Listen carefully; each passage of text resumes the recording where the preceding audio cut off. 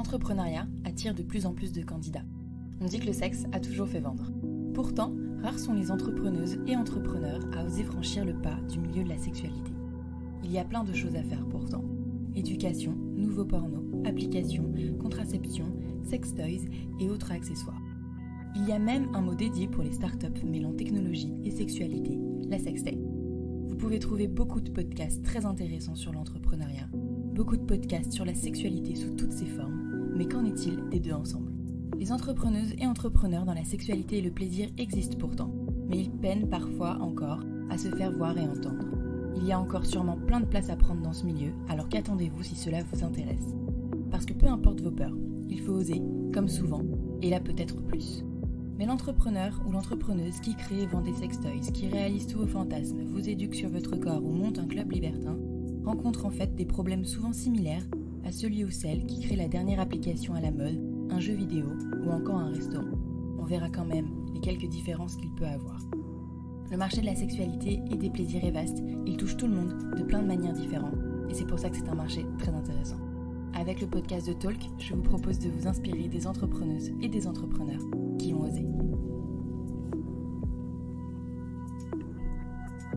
Hello, et oui, deuxième épisode de Talk Podcast et j'ai déjà changé de musique d'intro.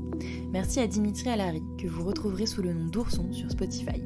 Musicien autodidacte, Dimitri s'est toujours intéressé au synthétiseur et à la musique composée par ordinateur. Il a quitté Bordeaux pour s'installer à Montréal où il s'inspire des grands paysages québécois. J'adore sa musique qui nous transporte et que j'appellerais de spatial ou même d'interstellaire, et ce n'est pas pour rien. Parce que l'un de ses morceaux que je préfère, qui s'appelle Comme une belle histoire, interroge l'astrophysicien québécois Hubert Reeve pour accompagner sa composition. En tout cas, merci beaucoup Dim. Pour ce deuxième épisode de Talk Podcast, Entreprendre dans la sexualité, je discute avec Betsabé Krivochet, cofondatrice de Baobo, avec Cécilia Capessé. Betsabé est autrice et a été pendant plusieurs années journaliste à Glamour, GQ, Vanity Fair, notamment spécialisée dans les questions sur la sexualité. En 2015, Betsabé a l'idée d'un baume intime, pour après l'amour et pour tous les jours. Baobo, c'est une marque de soins cosmétiques qu'on a créée donc avec mon amie Cécilia. On est toutes les deux sur le projet pour l'instant et en fait, donc on a créé un baume qui est un soin pour la vulve. Donc ça, c'est le produit le plus novateur de notre gamme, on va dire, qui est le produit le plus iconique. Hein. C'est celui qui marche le plus clairement en ce moment. Ouais. Et ensuite, on en a profité pour faire une gamme. On a eu l'opportunité de pouvoir faire une gamme. Et donc après, on a fait un baume, le baume infini, qui est un soin pour soi et toute la famille. Et le baume canon, donc qui est un soin pour les formes. Et donc nous, notre principe, c'était de faire des baumes qui étaient 100% faits en France, 100% naturels et avec le plus haut taux de biologique possible. Donc celui pour la vulve, il est 100% bio. Il y en a un autre à 98,5% et l'autre à 75%. Et voilà. Après, l'idée au départ, c'était pas très sérieux, on va dire. L'idée m'est venue un soir de beuverie avec une copine. Ah oui. Ouais. C'était à Londres. Et donc, non, c'était juste, moi j'avais été journaliste pendant longtemps dans la presse féminine et beaucoup dans le domaine de la sexualité. Et du coup, j'avais vu pas mal de produits circuler et je me disais, c'est dingue, il n'y a rien qui existe pour après l'amour, quoi. T'as tout un tas de trucs pour pendant. Alors, t'as plein de choses gynéco pour soigner, mais t'as rien un peu pour prévenir cette zone qui est quand même une zone assez sensible et qui l'est de plus en plus. Alors ça, c'est... Pourquoi de plus en plus ? Enfin, peut-être qu'on peut en parler après, mais... ça, c'est un mystère, oui et non. Je pense qu'il n'y a pas beaucoup de recherches qui sont effectuées. Il y a quelques pistes, j'avais lu il y a très longtemps, mais un article qui était fait au Canada où, en fait, ils imputaient ça probablement au colorant chimique des sous-vêtements. Donc ça, c'est une piste. Peut-être certains produits assez détergents, assez forts qui sont dans les savons ou gels. Comment ? Les lessives aussi, peut-être ? Et oui, sinon les gels intimes. Ouais, voilà, les lessives ou les gels douche, ou je sais pas, il y a plusieurs pistes, mais clairement, je sais pas, clairement, il y a un problème. Moi, je sais pas d'où ça vient. Est-ce que c'est 40 ans d'usage de tampons franchement, je sais pas. Mais là, en ce moment, bon, je sais pas, peut-être c'est un peu hors sujet, mais là, on a une opération sur Instagram et on parle on a beaucoup de jeunes filles qui ont des vaginismes et des mycoses à répétition et tout. Et tu te dis, bon, alors, est-ce qu'il y en a plus qu'avant ou est-ce qu'elles le disent davantage maintenant? Moi, j'ai l'impression qu'il y en a quand même un peu. Enfin, je sais pas. En fait, on sait pas parce qu'avant, elles n'en parlaient pas. Oui, en fait, on a tellement peu de données historiques là-dessus et de recherche que finalement, plus on en parle, plus on a l'impression plus on a l'impression qu'il y en a autour de nous. Ou alors il y en avait déjà autant. Ouais. Vraiment, c'est très compliqué, mais je pense qu'effectivement, certaines pratiques, les jeans très serrés, les culottes, on l'a toutes fait. Hein. Moi, je jette pas la pierre, hein, mais moi, ado, j'ai acheté mon string H&M, du pire lycra du monde. Bon, clairement, ça, à un moment donné, ça n'aide pas. Du coup, il y a pas mal de problèmes là-dessus, mais je suis assez impressionnée, en fait. Je sais pas, je trouve ça assez un peu. Je trouve ça un peu triste parce que les nanas, elles sont assez seules là-dedans, quoi. Elles se sentent un peu seules. C'est pour ça que clairement le baume du coup principal, et c'est vrai que c'est pour ça que je t'ai recontacté pour qu'on en parle, parce que là j'ai envie de mettre en avant ce genre d'initiative d'entreprendre dans la sexualité ou dans le plaisir.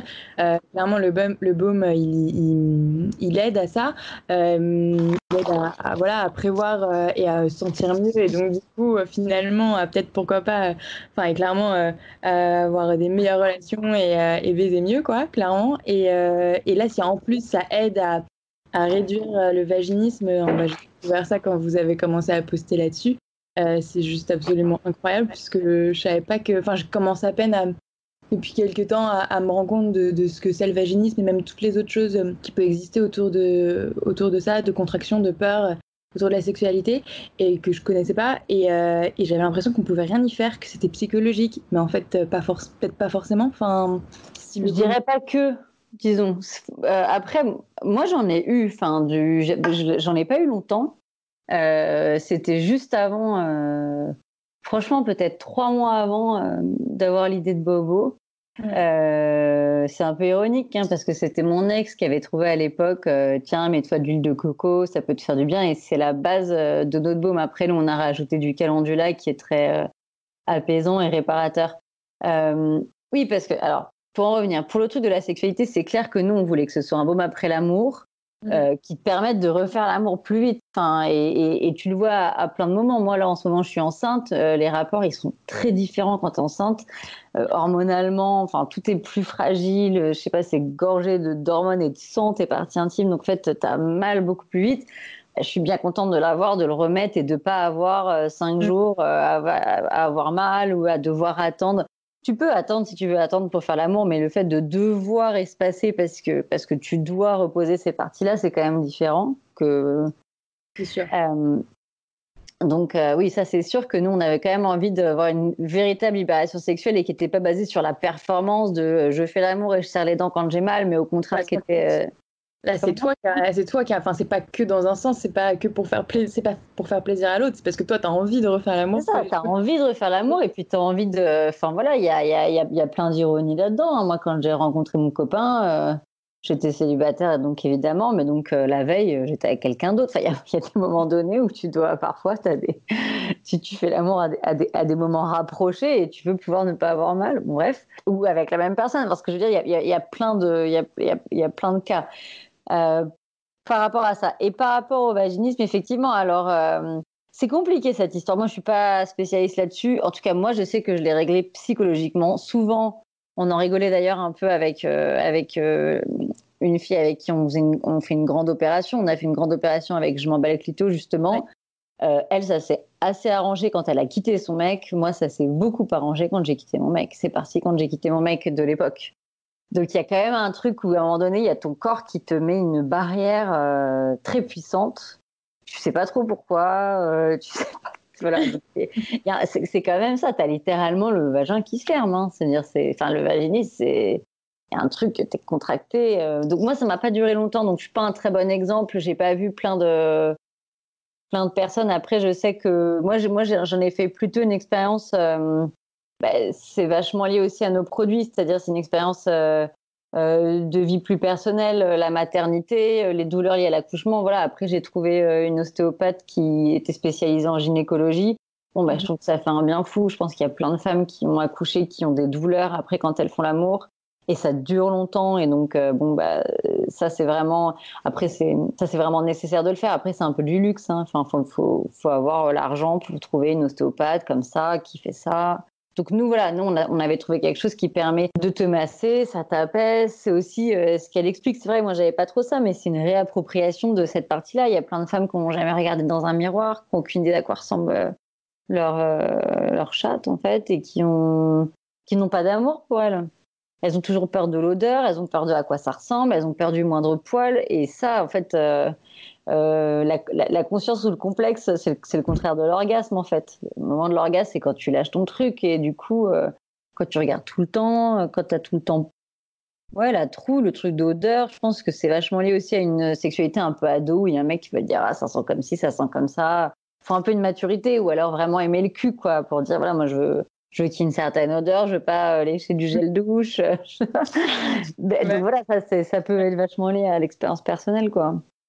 Mais et du coup, je me suis demandé, bon là je vais un peu dans tous les sens, mais c'est pas grave, que si plus tard vous pourriez faire la même chose peut-être pour les mecs, ou alors peut-être utiliser sur les mecs d'ailleurs en soi ça pourrait être compatible le baume. Alors, écoute, c'est vraiment quoi, mais ouais. Ouais, non, c'est pas du tout hypothétique. Déjà, c'est vrai que c'est un baume. On n'a pas trop mis l'accent là-dessus parce qu'on se développe et que c'est le début, mais c'est vrai qu'il est unisexe par définition parce que tout ce qui convient à l'anatomie féminine, disons aux muqueuses des femmes en termes de produits, ça va très bien aux muqueuses des hommes.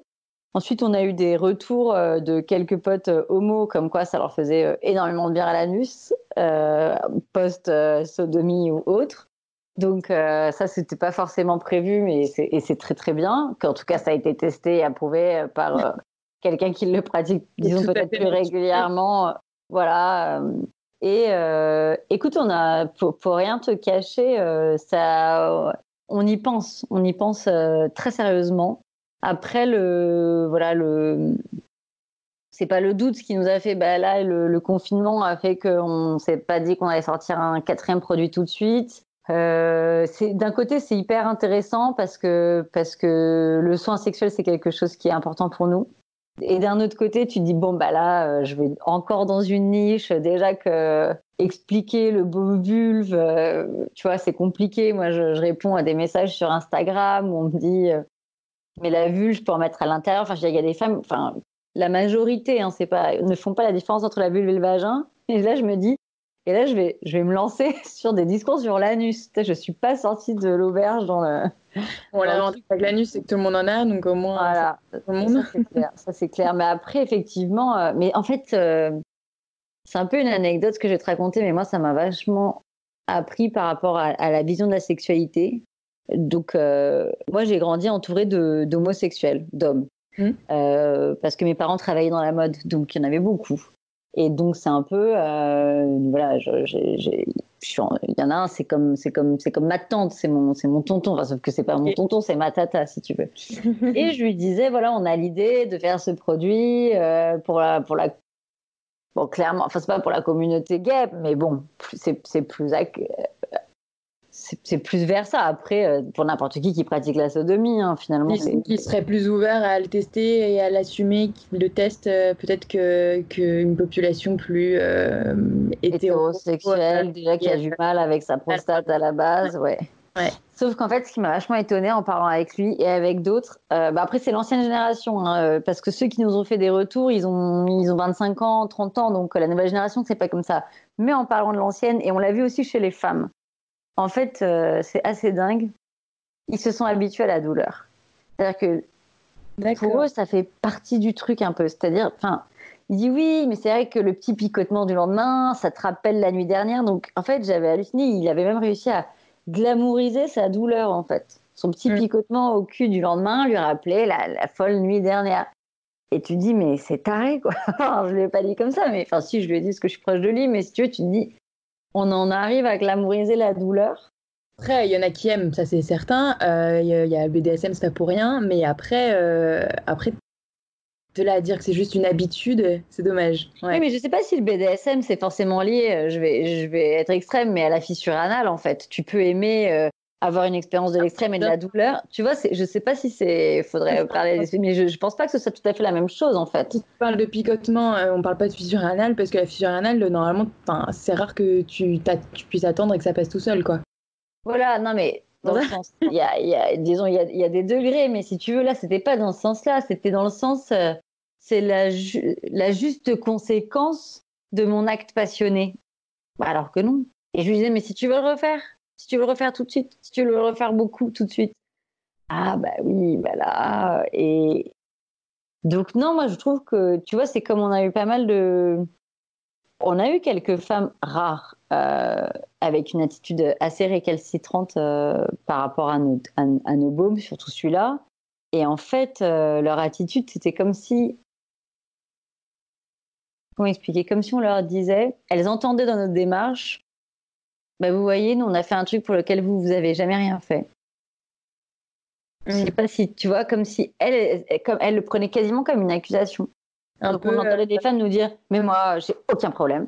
J'ai 50 ans, j'ai jamais eu mal. Ben, on était là, ben, tant mieux, c'est super. Je dis, c'est super, je vous félicite. Vous faites partie d'une minorité de femmes qui n'ont jamais mal, mais c'est génial. Moi, il n'y a pas de raison d'acheter ça si on n'en a pas besoin. Hein. Franchement, tant mieux.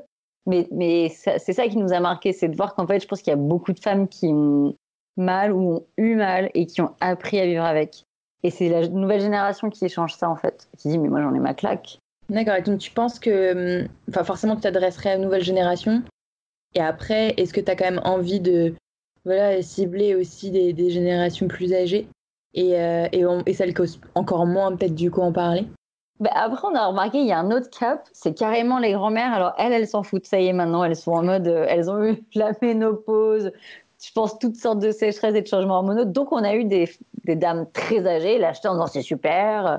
Mon gynécologue m'a dit si je mets des crèmes pour le visage, pourquoi pas pour la vulve et tout. Donc, disons que il y a l'extrême. Non, nous, il y a toutes les femmes nous intéressent. On fait pas un produit pour les femmes en disant on veut le faire pour les jolies, les intelligentes, les machins. Non, on n'a pas.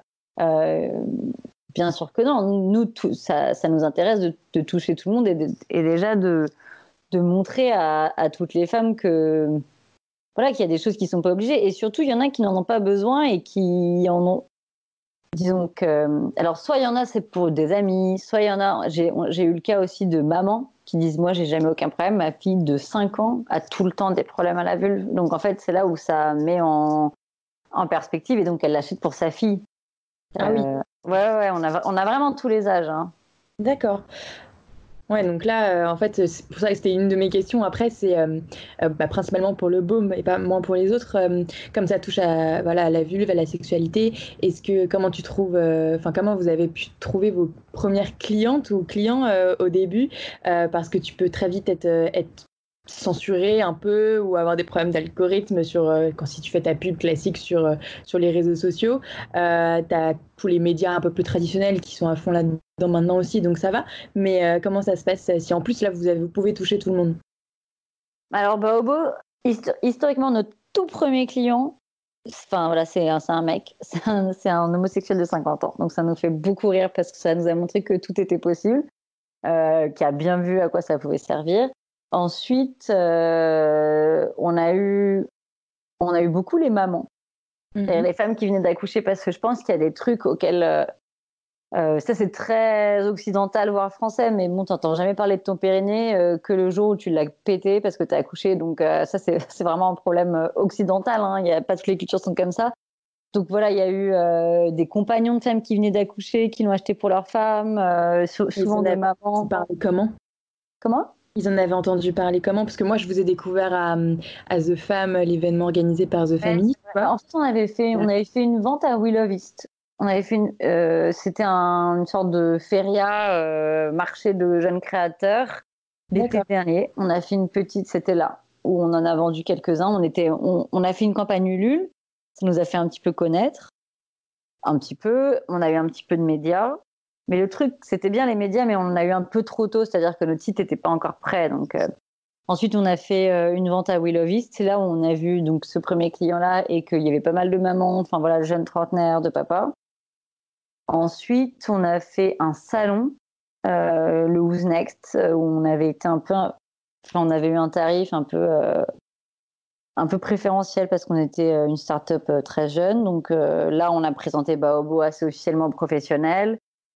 On a été acheté par les Galeries Lafayette, donc ça nous a donné tout de suite un poids assez intéressant et d'autres boutiques aussi qui nous suivent depuis le début, une boutique à Nice, une autre à Nancy. Donc ça nous a fait déjà un petit réseau. On a rencontré d'autres personnes dans la beauté, ça nous a un peu aidé. Voilà, ça te professionnalise. Et puis ensuite, ouais, Instagram, moi je peux pas installer de shop en fait sur Instagram. On est tout le temps censuré, donc on peut pas faire de shop. Et ensuite, ce qui nous a donné beaucoup de visibilité. Ouais, non, Instagram, c'est un mystère parce qu'en plus, tu n'as même pas de service client, donc tu peux même pas parler avec quelqu'un qui t'expliquerait. Non, ça c'est vraiment, mais ça c'est la plus pure forme de puritanisme à l'américaine en fait. Tu peux mettre des strings, tu peux mettre des guns, tu peux mettre tout et n'importe quoi du plus sexiste. Tu mets une nana qui allait ou une nana qui est mal épilée, et pas n'importe laquelle, hein. Il faut qu'elle soit, si elle est un peu grosse, un peu comme ci, un peu comme ça, dès que t'es pas dans un canon de beauté traditionnel, tu te fais censurer les photos de nu. Donc ça c'est Instagram quoi. Mais c'est pas grave. Après on a cette opération là avec Je m'emballe le clito. En fait, je sais pas comment ça s'est fait. Un jour j'ai commenté, elle parlait de vaginisme et j'ai dit que nous on avait fait un baume et qui aidait bien. Et on lui a envoyé et elle a adoré en fait. Et ça l'a vachement aidé. Et ça l'a vachement aidé d'en parler. Et donc là, ça nous a donné. Elle a une très grosse communauté, donc ça nous a donné vachement de visibilité. Après, il y a beaucoup de bouche à oreille. Il y a pas mal de personnes qui le rachètent, je crois. Surtout pour le baume infini. Après, le baume infini, il va beaucoup se faire en cadeau de naissance, des trucs comme ça. Quand quelqu'un accouche, on lui offre à son bébé. Voilà, je sais pas trop. Et donc oui, en fait, éco-responsable, le packaging également, que ce soit le pot en verre, le bouchon, mais aussi l'emballage papier avec toutes les informations obligatoires pour les cosmétiques finalement. Ouais. C'est vrai qu'il est très très bien fait. Et ça, ça c'est clair. Mais pour toute cette recherche finalement de produits, de cosmétiques, vous avez eu pas mal de contraintes légales, de laboratoire, tu vois, de recherche et développement ou pas? Oui. En fait, on ne s'est pas facilité la tâche, mais c'était pas le but parce qu'en fait aujourd'hui on est hyper contente. Tu vois là avec ce qui se passe avec le coronavirus, il y a plein de trucs qui sont bloqués avec la Chine. Bon nous on fait rien avec la Chine, donc ça te montre aussi l'importance de faire local en fait. Dans des moments de mondialisation, quand le truc se casse un peu la gueule, toi ton labo il est pas loin, tes produits ils sont pas loin, et puis en fait. Oui, donc nous effectivement on a trouvé, c'est Cécilia, hein, mon associée qui était vraiment déterminée à faire une marque la plus éco-responsable possible. Bon, moi je la suivais bien sûr dans son engagement, mais c'était vraiment quelque chose auquel elle avait toute la vigilance possible là-dessus, et donc elle a trouvé, on a cherché, elle a trouvé le premier baume en cosmétique 100% recyclé. Donc c'était du plastique post-production, c'est-à-dire c'est des déchets d'usine qui sont reconditionnés pour faire des bouchons en plastique, et du verre issu de post-consommation, c'est-à-dire de bouteilles, machin, et de post-production. Après, il y a plein de langues de bois dans ce métier, parce qu'au début, on se disait, est-ce qu'on ferait pas des bouchons en bois? Ok. Dans les bouchons en bois, il y a du plastique. Tu peux pas bien les recycler. Pour le jour, voilà, cuit. c'est ça. Donc c'est très joli à l'extérieur et ça fait très propre, mais en fait, c'est encore pire à recycler. D'accord. Donc il y a pas mal. Après la cosmétique, évidemment, hein, c'est un secteur, il y a beaucoup d'apparence. Donc il y en a qui vont avoir des très beaux discours avec le pire packaging qui soit. Donc ça c'est voilà. Nous, sans vouloir juger, on voulait pas faire ça parce qu'on voulait pas non plus avoir un jour à mettre des centaines dans la com pour expliquer comment finalement on est pas mal. Ça nous intéressait pas trop. On voulait vraiment juste avoir un cahier des charges, être clean, quoi. Donc, on a trouvé ce pot.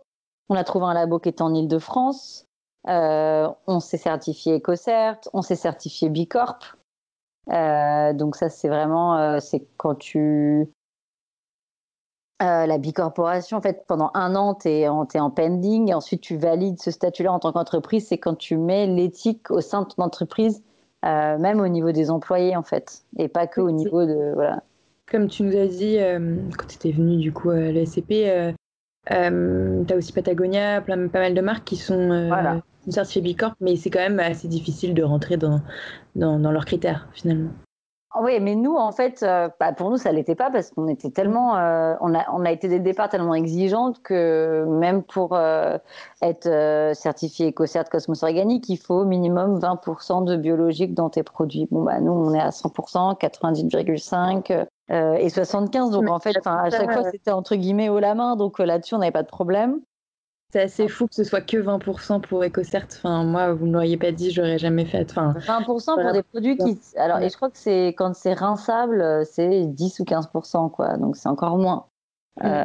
Ouais. Après, il faut que dans les 20%, il y a 100% soit naturel. Des 20%, je crois, un truc comme ça. Oui, non, mais c'est sûr que, en fait, c'est ça qui était un peu aberrant. Surtout que les labos qu'on trouvait avant d'avoir trouvé celui avec lesquels on travaille, on disait, bon, on veut faire un produit comme ci, comme ci, comme ci, comme ça. Et ils nous disaient, vous voulez que ça coûte combien? Oui. Et moi, je leur disais, non, dites-moi combien ça coûte de faire un produit comme ça. Non, vous voulez que ça coûte combien? Parce qu'en fait, si tu fais pas, la plupart fonctionnent comme ça parce qu'ils vont te mettre, je sais pas, X pourcentage de cire de je sais pas quoi, ou de glycérine ou de je sais pas quoi, ou de vaseline, en gros hydratante, et puis te mettre un peu de coco, un peu de calendula, et puis tu as ton truc qui te coûte, je sais pas moi, 50 centimes à la fabrication. Donc nous, clairement, on a des coûts très élevés, c'est sûr, on a des coûts très élevés, on a un produit qui est à 45 €, c'est pas du bas de gamme, en même temps, on n'avait pas envie de... c'était un produit qui était difficilement faisable à 15 €, quoi. Bien sûr. Par rapport à la qualité qu'on faisait. Ça a réduit vos marges, mais pour... Ça réduit nos marges. Ça réduit nos marges, mais c'était comme ça. Alors après, là, on est en train de se battre. Quand tu parlais par rapport aux difficultés, on est en train de chercher on est en train d'essayer de faire un format plus petit, un peu un format de test, un format quand tu peux pas mettre 45 €, quand tu es étudiante, ou tu te dis, bon, c'est un peu moins cher, c'est un peu plus petit, je le teste. Mais alors, pour trouver un pot plus petit, parce que ce pot qu'on utilise, il n'y a pas de format plus petit pour l'instant, il n'y a que du 50 millilitres. Donc, on cherche, mais il y a des choses qui sont très belles, qui sont faites en recherche, mais qui coûtent un bras. Donc, on peut les prendre, mais ça coûte hyper cher. Donc, soit tu es dans des trucs qui coûtent tellement cher que c'est pas viable, soit là, on est en train de chercher pour faire un packaging un peu plus petit, pour proposer une offre un peu plus accessible peut-être sur celui-là. Moi, je te le dis, petit message. Moi, après, si chaque client dit ce dont il a besoin, tu t'en sors pas. Mais moi, tu vois, le pot, je trouverais ça dommage de le jeter. Il est tellement, il est épais, c'est un beau produit en soi. Ouais. Je trouverais ça génial de pouvoir le recharger. Après, je sais que c'est une grosse logistique, infrastructure. Ah non, c'est notre but. Mais ouais. Tu vois, comme ça, c'est ce qu'on veut faire. Mais pour ça, il faut une boutique. Ouais, bien sûr. Où tu le ramènes, c'est-à-dire où il est en...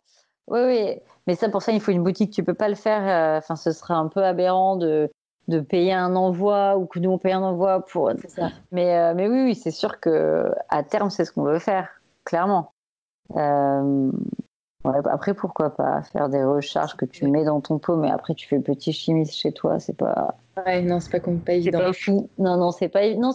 C'est pas évident d'allier abordable, écologique, et puis c'est vraiment un marché... c'est un peu hallucinant, quoi. C'est un marché qui reste complètement fou. Les gens sont pas dedans, quoi. Il y a pas grand-chose. Vraiment à des prix abordables. Moi, j'ai vu les trucs japonais dans des salons de ma boule, mais ils font rien à moins de 500 000 commandes. Enfin, je veux dire, d'accord, merci, mais la plupart des gens qui veulent changer le monde, ils n'ont pas les moyens pour faire 500 000 commandes au départ. Bien sûr, moi, si je suis Bill Gates, je fais une commande de malade, mais la plupart des gens des femmes ou des hommes qui lancent une entreprise et qui veulent changer les trucs, ils ont d'abord des petites commandes, quoi. C'est ça un peu ça se mange la queue. Ou alors faudrait voir le carte blanche d'un gros groupe derrière qui veut changer un peu son image, à la limite en mode intrapreneuriat, mais ça paraît pas, c'est pas pour tout de suite, quoi. Pas pour tout de suite. Et puis hélas, je pense pas que tout le monde soit prêt. Quand tu achètes une crème, je sais pas moi, Chanel ou La Mer, La Mer à 500 balles et puis Chanel à 100 balles, bah, les gens ils aiment leur packaging comme si, leur encre dorée, comme ça. Enfin, je sais pas trop s'ils sont prêts. Et puis en fait, c'est un. Comment dire? On a un peu lobotomisé dans ce truc-là, quoi. Nous, on n'a pas plastifié nos packaging, c'est du papier brut, c'est super rare en cosmétique. Mais tu te rends compte que tu peux éviter le plastique. Quand tu achètes, je sais pas, tous les trucs en supermarché où quand tu vois un peu le produit, il y a forcément une pellicule plastique. Tu vois? Je sais pas, c'est un détail, mais il y a quelques jours, je voyais les boîtes de Crayola de mon fils. Il n'y a pas de pellicule plastique, c'est du carton et il y a les crayons, en fait. Donc c'est psychologique le fait de se dire c'est plus protégé ou c'est de la qualité parce que j'ai cette pellicule plastique. Bah non, enfin les Crayola, je pense que ça cartonne. Les crayons, tu les achètes, ils sont très beaux. Enfin, je veux dire, ils sont pas abîmés parce que le truc est ouvert, quoi. Ouais. Donc c'est très psychologique, on est très habitué et c'est difficile de se déshabituer, on va dire. Mais pour revenir sur le côté vraiment entreprendre autour des sexualités, et là ce serait plus sur le milieu en général, je me demandais, voilà, le fait que vous ayez commencé clairement par le baume sur la vulve, ça touchait donc à la sexualité, à son intimité, l'intimité des gens. Est-ce que vous êtes posé la question de votre légitimité ou est-ce qu'on vous l'a remise en question autour de vous? Alors, pas vraiment. Pas vraiment, mais on avait quand même assuré nos derrière parce que dès le départ, on a quand même payé un test gynécologique qui est assez cher. Où il y a beaucoup de produits de sang qui ne payent pas forcément ce test. Nous, on l'a fait pour déjà que quand on dit non, mais attends, c'est quoi ce truc? Oui, bon, ça a été testé déjà, donc c'est pas, ça vient pas que de nos têtes. Et après, bah non, la légitimité, non. Après, c'est vrai que bah, moi, ça venait de mon expérience, quoi. J'ai toujours eu une vulve sensible, donc je connaissais un milliard de produits. Je faisais des mycoses à répétition depuis que j'étais ado, donc je connais, je pense, toutes les crèmes. J'ai eu journaliste sur. Voilà, j'ai été journaliste là-dedans, donc j'ai vu un milliard de produits passer, donc je savais un peu ce qui existait, ce qui n'existait pas, déjà sur le marché. Après, je connaissais pas tout, mais même quand on s'est lancé, on nous a dit ah mais regarde, il y a machin qui fait des crèmes comme ci, ça, enfin voilà, très vite avec le bouche à oreille, tu vois un peu ce qui se fait. Non, on nous a pas trop remis en question. Après, effectivement, il y avait un rapport de confiance à créer, quoi. On avait fait une étude, en fait. On avait fait un questionnaire à 50 femmes qui montrait qu'effectivement, il y en avait 14% qui avaient des problèmes après l'amour ou 93%, un truc comme ça. Et en fait, suite à ça, donc on s'est dit, bon, bah, c'est pas que moi qui le pense. Ensuite, on a eu plein de chance, je pense. Le labo avec lequel on travaille, le directeur du labo, sa femme, elle était gynécologue. Donc, il trouvait que notre idée était super, elle trouvait la formule super. Il n'y a pas longtemps, je l'ai présenté à ma propre gynéco, le baume. Et ma gynéco, elle est vraiment l'ancienne école, donc j'avais peur qu'elle me dise, voilà, elle est très médicalisante, on va dire. Hein, elle est pas bitnique pour un sou. Et elle a fait, oh, c'est pas mal et tout. Enfin, voilà, elle trouvait ça bien. J'étais assez étonnée. Je pensais qu'elle allait un peu me le jeter à la gueule. En mode, bon, vous les gourous de la vulve, dégagez. Mais non, elle était, oh, c'est pas mal et tout. Donc voilà, je pense que après c'est. Non, franchement, on n'a pas eu de problème de légitimité là-dessus. Mais c'est vrai que c'est vrai qu'on s'est rendu compte qu'il fallait briser les tabous, quoi. Le fait de dire le mot vulve, les gens n'avaient pas trop l'habitude. Ensuite, le fait de se réapproprier quelque chose qui est toujours laissé au corps médical. Voilà, c'est marrant, j'ai lu je fais un peu une aparté, mais j'ai trouvé ça hyper intéressant. J'ai lu un grand article de Sociaux sur la ménopause, en fait. Et quand même la ménopause, c'est une construction. C'est-à-dire, la ménopause, c'est un changement hormonal, mais tout ce qu'on dit autour de la ménopause, etc. Et elle prenait comme exemple l'autrice de l'article, mais vraiment, bon, je ne l'ai pas là. Mais elle disait, est-ce qu'on amène les mecs chez l'urologue au moment où ils ont du sperme quand ils sont ados? On dit, ah, ça y est, t'as du sperme, et ben on va t'amener chez l'urologue. Pas du tout. Genre, c'est le truc qui se fait sous les draps, Mazel Tov, et personne n'en parle, ou pas vraiment, voilà. Alors que les filles, il y a cette espèce de rituel. Ça y est, tu vas faire l'amour ou tu veux faire l'amour ou tu as des poils ou tu as eu tes règles. Et ben, tu vas chez le gynécologue, on va checker si tout va bien là-dedans et tout. Donc, c'est vraiment ton entrée dans le monde de la femme. Il est médicalisé dès le départ, en fait. Et donc, et si t'as pas lié tes règles à peu près au bon moment, au même moment que ta mère, du coup, tout le monde s'inquiète, et donc, du coup, on t'emmène même chez le gynécologue, alors t'en as pas besoin. Enfin, oui, clairement, j'ai 15 ans d'histoire comme ça aussi, oui. En plus, et du coup, donc, toi, t'assimiles le fait que ton vagin, ta vulve, c'est un endroit, entre guillemets, malade. C'est un endroit à checker, c'est un endroit qui va pas, c'est un endroit... Donc ça c'est sûr que quand tu fais un truc pour la vulve où tu dis bon bah voilà tu le mets dès que tu sens que tu as un tiraillement, un picotement, que ça va pas, etc.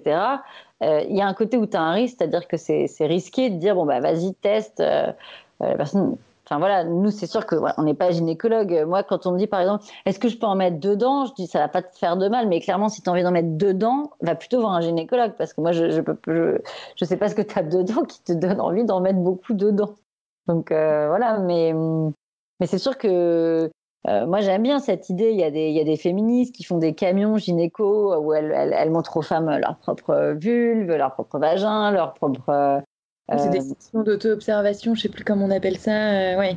Voilà, tu regardes ton entrée Ouais, mais il y a des trucs. Moi, j'ai une copine là, qui disait qu'elle a vu l'entrée de son utérus, le col de l'utérus, la dernière fois chez un gynéco féministe qu'elle avait trouvé sur Internet, et elle disait j'ai 28 ans, c'est la première fois que je vois mon col de l'utérus, c'est dingue, quoi. Donc, ce genre de choses-là, je pense que c'est important parce que mieux on connaît son corps, mieux on peut jouir, mieux on peut savoir ce qui nous arrive, en fait. Parce que c'est pour en revenir au plaisir, voilà, c'est le message que vous voulez faire passer aussi à travers Baobo, finalement. Bah oui, parce que Baobo, c'est une figure de l'Antiquité c'est le pouvoir de la sexualité, en fait. C'est le pouvoir à la fois grivois et en même temps le pouvoir de l'humour que procure le sexe. Il y a quelque chose de drôle, ça se prend pas au sérieux. C'est sûr que quand tu marches cul nu chez toi, il y a un côté drôle, quoi. C'est pas triste, on va dire. Donc, oui, voilà, nous c'était... C'est une figure de l'Antiquité, mais de quelle origine exactement? Grecque. En fait, à la base, c'est de la mythologie grecque. Mais en fait, on n'en sait pas beaucoup parce que, comme beaucoup de figures féminines très puissantes, il y a beaucoup de choses qui ont été effacées, en fait. Étonnamment. Voilà, étonnamment.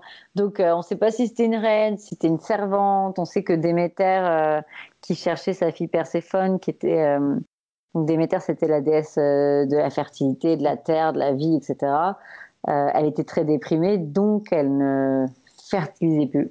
Elle ne fertilisait plus la terre, il n'y avait plus de printemps. Ouais. Et donc, l'humanité allait mourir de faim, on va dire. Et elle arrive chez Baobo, et elle ne veut pas boire. Le signe, le symbole, c'était de boire et de manger. Elle voulait ni boire, ni manger, etc. Et donc, Baobo lui murmure un secret à l'oreille. Donc, on pense que c'était clairement une blague de cul, quoi, ou un grand secret féminin. Et elle soulève son péplum, là, sa jupe, et elle lui montre son sexe. Et la déesse éclate de rire et elle boit. Elle boit ce que lui donne Baobo. Et comme ça, renaît tout le cycle. Et après, il y a même des théories comme quoi Baobo était carrément une figure donc de la sexualité, voire hermaphrodite, en fait. D'accord. On n'est pas sûr que ce soit forcément féminin. Et ça, j'aime encore plus, parce que c'est le pouvoir du sexuel at large, quoi. C'est pas que... c'est très bien le féminin, mais en fait, le pouvoir sexuel, il est au-delà de ça, quoi. C'est pas le pouvoir sexuel, c'est pas que réduit à un organe génital ou à un sexe, finalement. C'est ça. Et donc, on n'en sait pas vraiment plus. On pense que c'était une descendante de déesses encore plus anciennes, du côté d'Ishtar, Mésopotamie, tout ça. On ne sait pas trop. Mais ouais, c'est un super beau nom de marque en tout cas. Merci. Il y a toutes les valeurs derrière aussi, c'est assez génial. Je voulais aussi te demander, autour, là c'est plus vraiment général. Du coup, vous avez fait Baobo, vous avez développé d'autres marques, d'autres baumes autour. Est-ce qu'il y a d'autres types de boîtes dans la sexualité, dans le plaisir, que ce soit sextoy, prévention, éducation, je sais pas, qui tu trouves qu'il faudrait développer, tu vois, des idées larges, si tu devais faire un appel à projet ou des choses dont tu aurais besoin, ou peut-être que tu as envie de développer toi et du coup tu veux pas en parler, je sais pas. Non. Des trucs qui sont pas très connus, là, j'ai vu l'anneau en silicone pour la contraception masculine. Je sais pas si tu vois ce que c'est. Alors, je connaissais pas l'anneau en silicone de contraception masculine, non. En fait, alors je sais plus comment s'appelle la méthode, mais en fait, Les anneaux vibrants en mode sextoy, mais je vois pas en mode non, contraception. en fait, c'est à peu près le même. Enfin, c'est un truc que tu mets autour des testicules, ou je sais pas, bon, je sais plus trop. Ça sera difficile à décrire, mais on va dire que c'est un anneau que tu mets à peu près autour de cette zone-là qui te remonte les testicules. Et en fait, voilà, c'est une méthode qui est basée sur la température de tes testicules. Et à partir du moment où tes testicules donc, sont collés à ton corps par l'anneau, et donc ils produisent moins de spermatozoïdes. De sperme. Ouais, ok. Donc si tu le portes à peu près à 15 heures par jour, au bout de 3 mois, tu ne produis plus de sperme. Et donc tu peux faire l'amour sans aucune autre contraception. Ouais, c'est le même principe que certains boxers un peu remontants ou des choses comme ça, ouais. Voilà. Okay. Mais là, c'est juste un anneau. Et ça, par exemple, parce que moi, la contraception, moi, j'en ai ma claque. Je veux dire, nous, on est fertile 5 jours par mois et on se tape toute la contraception. Et les mecs, ils sont fertiles tout le temps et ils ont rien. Non, moi, la contraception, ça me saoule un peu parce que déjà, il y en a pas beaucoup qui me convient. Et donc ça, je trouve ça hyper intéressant. Et voilà, donc oui, je trouve ça intéressant d'en parler plus, de le montrer plus, de peut-être le glamouriser un peu plus, parce que voilà, il y a un mec qui le fait, ils ont lancé ça, mais... Si tu peux m'envoyer ça, après, ça m'intéresse, oui, parce que clairement, développer la contraception dans tous les sens et aussi masculine, c'est vrai qu'il y a pas mal de projets à lancer là-dedans. Ouais, je sais pas où ils en sont, parce que c'était quand j'étais journaliste que j'avais vu ça. Ils avaient lancé... En fait, ils avaient arrêté le Viagra féminin, entre guillemets, parce qu'ils avaient peur que les femmes deviennent trop nymphomanes. Et ça, je trouve ça dingue, parce que ça les dérange pas qu'il y ait des mecs de 80 ans qui aient une gaule inarrêtable pour se taper des jeunettes. Par contre, la femme nymphomane, attention. Oui, pour après critiquer si la femme n'a pas assez de désir, donc du coup, c'est... En plus, alors que ça, je trouve que ce serait pas mal, en fait, d'avoir une pilule qui te donne un peu envie, surtout quand tu as des coups de mou. Parce que parfois, tu as envie mentalement, mais ton corps, il suit pas, je trouve. En tout cas, surtout quand tu as eu... Alors encore plus, je pense, quand tu as eu des enfants ou quand tu es crevé et tout. Enfin voilà, moi, parfois, je me rêve, disons, de ma sexualité d'avant, beaucoup plus facile et beaucoup plus rapide et tout. Et puis, si tu viens d'avoir un enfant, il faut que tu fasses attention, t'as mal, t'es ci, t'es ça, le bruit, le machin, le truc. Voilà, donc parfois, je trouverais que ça, ce serait bien de plus développer ça. Et je trouve que les culottes pour les règles, c'est génial. Je sais pas si t'as essayé, mais c'est trop bien. J'ai essayé, ouais. J'ai pas encore trouvé exactement celle qui me plaisait, mais ouais. Il y a encore des trucs à faire là-dedans, même si on a l'impression qu'il y a de plus en plus de marques qui font des culottes menstruelles. Moi, j'ai toujours pas trouvé celle que je trouve aussi jolie qu'efficace, tu vois. Oui, c'est possible, c'est possible. Après, moi, j'avoue, elles sont pas très jolies, celles que j'ai, elles sont basiques. Mais c'est vrai que, par exemple, moi, j'aime bien tout ce qui est de reprendre possession de son corps d'une façon un peu simple. Par exemple, même le flux libre pour les règles. Ouais. Là, tu retiens, quand tu sens que ça coule, tu vas aux toilettes. Moi, je trouve ça, j'ai trouvé ça à l'époque révolutionnaire et je trouve ça génial parce que quand tu as le tampon, moi j'étais ado, j'avais le tampon, en fait, t'es comme un enfant qui a sa couche, quoi. T'as aucune idée de ce qui se passe. Alors, je me rappelle la première fois que j'ai mis une serviette, tout d'un coup, tu sens ton sang, c'est hyper nouveau, machin. Le tampon avant la serviette, ok, d'accord. Ouais, ça, c'est un truc d'éducation. Ma mère, qui était 68 ans, était là, tu mets un tampon, c'est très pratique. Ok. Ouais, moi, j'ai fait le tampon avant la serviette. Mais de toute façon, après, j'ai fait des allergies à tout, donc j'ai tout arrêté comme ça. Et puis, c'est là où je me suis mis à faire beaucoup plus le flux libre. Bah ça, clairement, en plus, c'est un petit sport, c'est bien pour son pérennité, c'est parfait. Hein. Il faut juste avoir aussi confiance en soi et en son corps, mais c'est une manière de se l'approprier, ouais. Ouais. Après, ouais. Pardon. Non, je pense pas que je pense pas qu'on va se mettre à faire toute une gamme de trucs autour de la sexualité parce que après, moi, j'aime bien l'idée de soins, quoi. Moi, je suis une vraie coquette. J'aimerais faire à terme, moi, j'aimerais même faire du maquillage, en fait. Si on pouvait faire des trucs inspirés de l'Antiquité avec certains pigments très puissants, où t'en mets pas beaucoup, tu mélanges avec un baume un peu huileux et tu fais quelque chose que tu peux mettre. Ça, moi, j'aime bien. Hein, moi, j'aime bien ça. Mais j'aime bien ce qui se fait. Voilà, moi, j'avais acheté des boules de Kegel. Je sais pas si tu vois ce que c'est. Non. C'est pour muscler le périnée, quoi. C'est des boules que tu portes. Boule de geisha, mais c'est quoi, ça C'est le ressemble? même genre, c'est Même genre? le même genre. Et en fait, ça prend aussi le pas. Une fois que tu as fait ton éducation du périnée avec ta kiné, machin. Moi, j'aime bien tout ce qui est de faire soi-même, un peu de se réapproprier, quoi. Ça, pareil, on a commencé à en parler. Enfin, souvent, on nous en parle à l'approche d'une grossesse, ou d'un accouchement, ou après, pour se rééduquer. On nous en parle jamais avant. Enfin, là, on commence parce qu'il y a les réseaux, mais moi, j'étais là, mais ça sert à quoi finalement, à part si avoir plus de plaisir sexuel ou se rééduquer après un accouchement, de muscler son périnée? Bah non, ça sert pour le flux instinctif libre, ça sert pour plein d'autres choses finalement. Exactement. Et puis même, je me demande, tu vois, celles qui ont du vaginisme, en fait, le fait de travailler ton périnée déjà te fait comprendre où est-ce qu'il est, à quoi il sert, parce que déjà au début, tu sais même pas où il est. T'arrives même pas à le sentir, mais même pour plein de trucs, pour des problèmes de dos. Quand t'as mal au dos, c'est de tenir droit sur les épaules, alors qu'il faut serrer le périnée, et c'est ça qui tient ton dos droit, en fait. Ah oui, c'est vrai. Dit Et comme moi ça. qui ai des gros problèmes de dos, j'étais là, tu t'obliges que c'est avec tes épaules. Bah non, serre ton périnée et ça va changer ton corps. Donc oui, non, ça c'est sûr. Mais Ok. ouais, voilà, ça c'est encore des trucs qui restent du domaine médical, en fait, qu'on veut pas. Je sais pas, il faut plus de sexualité dans nos vies au quotidien, en fait, et moins de tabous. Au Japon, le périnée, c'est hyper connu, ça se transmet de grand-mère en mère, en fille. Les boules de geisha, c'est pas du tout quelque chose. Tu sais, je suis franco-japonaise. Discussion sur la sexualité avec ma maman, c'est pas Ah encore ça. ouais, ça n'a pas donné ça. C'est Mais moi je qui sais qu'en l'apprends. tout cas, il y en a, c'est assez traditionnel là-bas sur les boules de On va en geisha. parler, mais on va en parler d'une manière, oui, prendre soin de son corps. Après, ça dépend des familles, évidemment, comme partout, je pense. Mais tu vois, quand tu es au Japon, j'ai pas l'impression qu'on nous parle encore, qu'on parle encore de sexualité, comme on en parle maintenant de plus en plus sur les réseaux. Après, je suis peut-être pas encore sur les bons réseaux au Japon, mais il y a quand même un côté un peu tabou et hyper genré. Ça dépend des milieux, quoi. Non, Ouais. ça c'est clair. Donc, Mais, c'est vrai que le en Japon. fait, si tu veux, de manière ancestrale, je pense avant l'ouverture du Japon à l'Occident, et notamment avec les Américains et le puritanisme américain, on était beaucoup plus ouvert sur la sexualité. Enfin, tu vois, tu avais des bains, les termes, on était tout nus, ça existe encore, mais maintenant c'est séparé homme-femme pour la plupart. Avant, il n'y avait aucun problème, il y avait énormément d'estampes érotiques, etc. Et Ouais, en c'est fait, ça. le puritanisme occidental qui a changé pas mal de choses aussi, tu vois.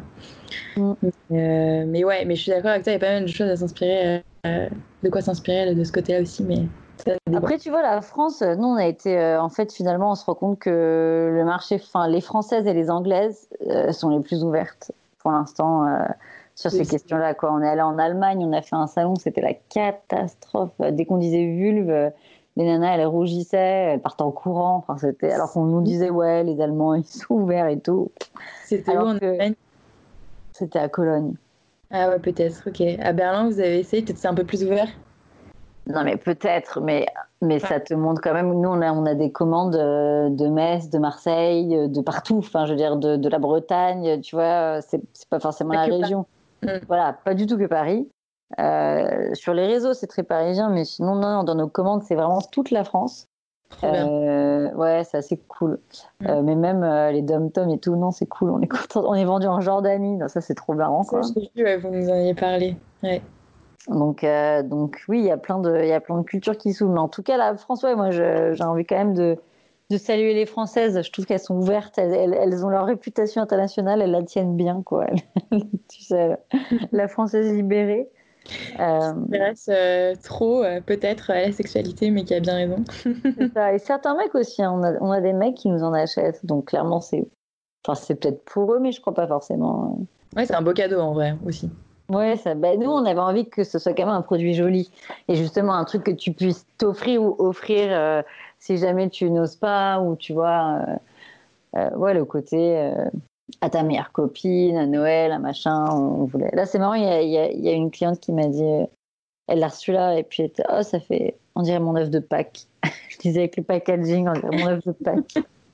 D'accord, ouais, ça tombe bien. Ça m'a fait rire, ouais. Et du coup, enfin peut-être pour finir, je ne vais pas t'embêter trop longtemps, quel conseil tu pourrais donner pour des entrepreneurs, entrepreneuses qui veulent se lancer dans un milieu un peu, tu vois, sur la sexualité, sur le plaisir, comme ce que vous avez fait au début en tout cas?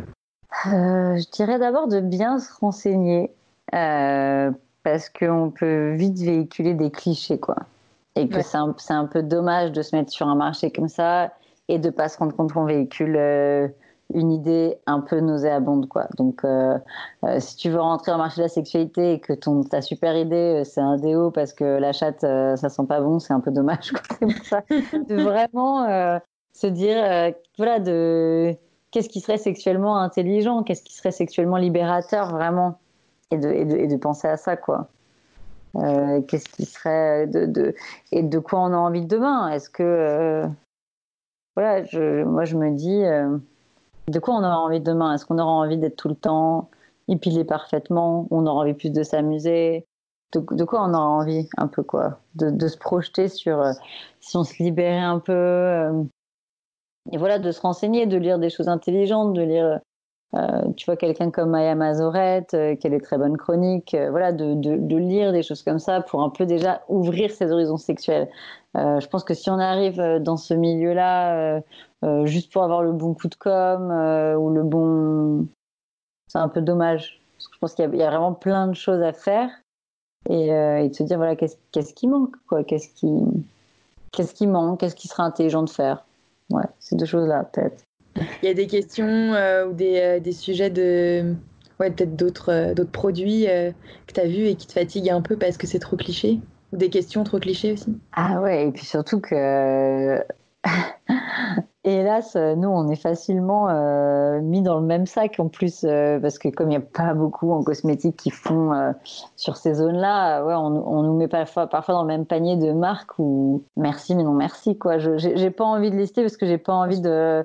Ou je te le dis là en off. Hein, Non, mais je peux imaginer, tu me diras après, mais ok, ouais, juste tu vois, de trucs. pose Voilà, des questions.